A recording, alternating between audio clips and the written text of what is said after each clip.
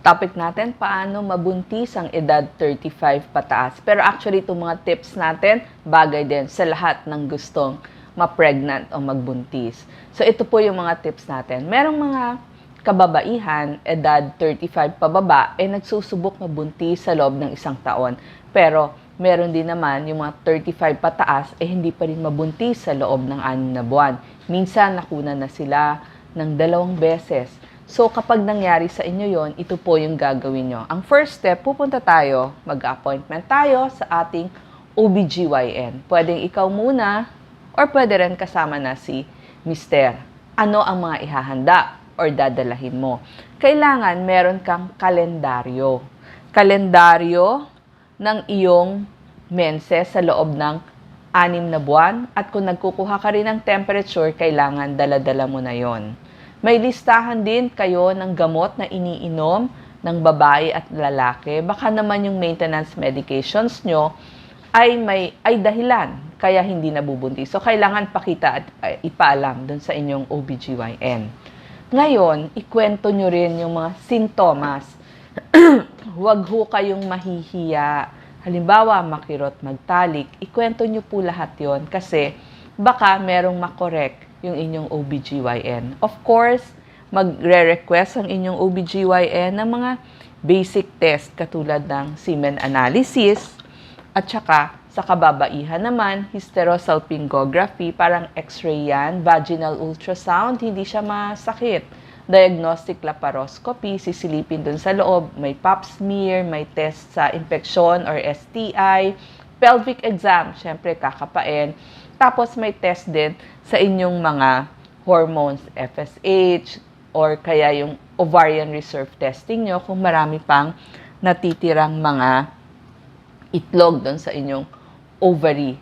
At base sa resulta, ay maaari kayong mabigyan ng gamot o tableta at sasabihan din kayo ng lifestyle changes, sasabihin, kailangan tamang timbang, tamang dami ng kakainin, konti lang yung exercise, at saka pag nangyari na lahat yon, kung kailangan ng i-refer sa isang fertility clinic, another clinic yon, sasabihin sa inyo ng inyong OBGYN. Pero importante, tanong nyo dun sa doktor ninyo, magkano ang magagastos? Kasi kailangan may financial planning tayo. Iba't ibang klaseng doktor ang kailangan natin kapag medyo matagal na hindi tayo nagpa-pregnant. Siyempre, number 1, yung ating OBGYN. Tapos, dun sa ating mister, kailangan niya ng urologist. Ito yung doktor sa mga kalalakihan. Pero, maaring may sumama pang ibang doktor or ma-refer tayo, yung tinatawag na reproductive endocrinologist.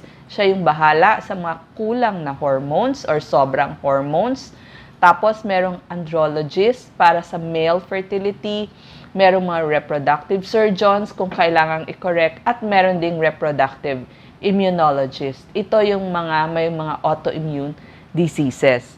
So, yung check-up sa lalaki. So, titignan kung nagpo-produce ba ng tamang dami ng sperm yung ating lalaki. So, semen analysis, titignan yung klase ng sperm natin, sperm count, dami ng sperm, yung movement o galaw ng sperm. Kasi merong mga kondisyon na baka naman bumabalik or nagre-retrograde yung sperm, hindi na ilalabas talaga. Or may mga varices, varicocele ang tawag doon. Pwede din yung itlog ay hindi bumaba, undescended ang tawag doon, or mababa ang mga hormones, may hormonal imbalance. So, chine-check din ang ating mga tatay. Yung mga kababaihan, chine-check din ng kanilang mga hormones, yung ovulation nila, yung pangingitlog, yung fertilization. Baka hindi nagkikita yung itlog tsaka yung sperm kasi may mga nakabara. Tapos, implant. Baka hindi nag-i-implant dun sa bahay bata. Bakit? Baka merong mga endometriosis, merong myoma. So, lahat yon ay problem ng mga kababaihan. Endometriosis, dating nagkaroon ng infeksyon, may PCOS, polycystic ovary syndrome, dating nag-infeksyon, yung mga PID, tinatawag natin na mga infections. At bibigyan kayo ng vitamins para ihanda kayo sa pagbubuntis katulad ng folate, zinc, vitamin C and E, iron, at sasabihan din kayo ng mga lifestyle changes. Ngayon, paano itataas yung tsansa na mabuntis kayo? So, sasabihan kayo magtalik bago 5 days before ng inyong ovulation at during ovulation. Kasi alam niyo ba, yung sperm natin nabubuhay ng 5 araw. So, kung nauna na yung sperm, para pagdaan ng egg, nakaabang na siya. Pwede na silang magkita at mag-join. Tapos, meron din mga nabibili yung mga predictor kits. So, nakakabili na nun, alam kailan kayo mag-ovulate. Tapos, syempre, yung inyong OBGYN, meron din siyang ultrasound.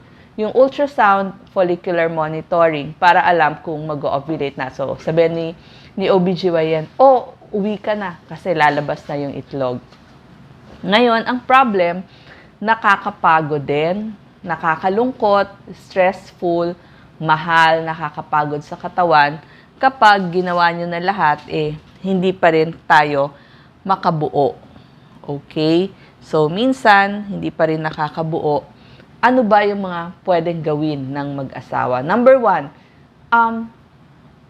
yung talik hindi na masaya kasi parang trabaho na yun may oras, may araw. So, ang solution doon, kapag mga non-fertile days nyo, mag-reconnect kayo sa inyong partner. Yung kung kailan kayo walang stress, yung parang mag-boyfriend, girlfriend lang kayo. So, balik kayo doon. Number 2, maraming nagtatanong, ang hirap magpaliwanag, ang daming paliwanag na kailangang gawin. So, solution nyo, pag merong mga children's party or baby showers, wag na ho kayong umattend. Sabihin nyo, aalagaan nyo muna yung sarili ninyo. Number 3, napakamahal po ng fertility treatment.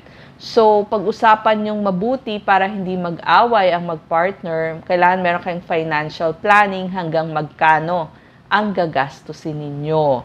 Number 4, i-prepare yung sarili mentally, emotionally. Ipapaliwanag nyo dun sa doktor nyo. At kung kayo ay anxious na, nalulungkot na, humingi tayo ng tulong sa ating mga psychologist. Kailangan meron tayong kinakausap na experience. So, mas mahirap kasi kung mausap dun sa mga walang experience. Merong mga psychologist na tungkol lamang dun sa fertility.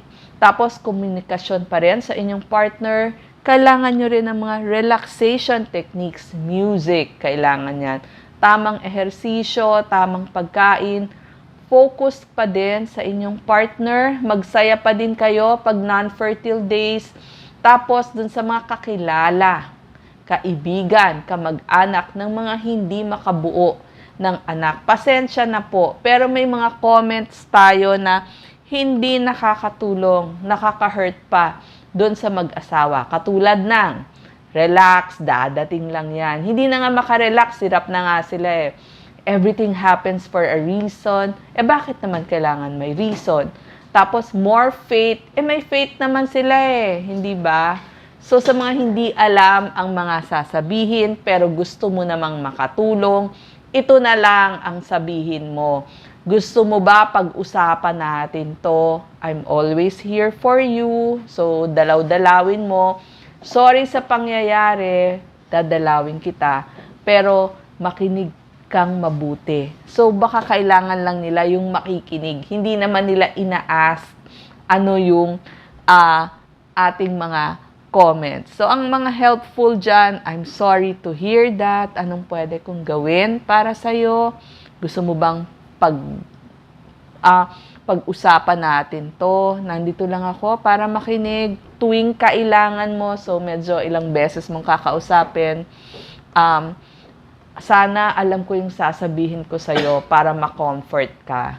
So, wag na ho tayong magsabi ng mga kung ano-ano kung hindi natin alam yung sasabihin sa kanila kasi nasasaktan din naman sila. Sinong doktor pupuntahan ng lalaki at babae? Okay, uulitin ko po yung mga klase ng doktor na pupuntahan natin. OBGYN dun sa mga kababaihan, urologist sa mga lalaki, at pwedeng may kasamang reproductive endocrinologist, Ito po yung bahala sa hormones ng babae at lalaki.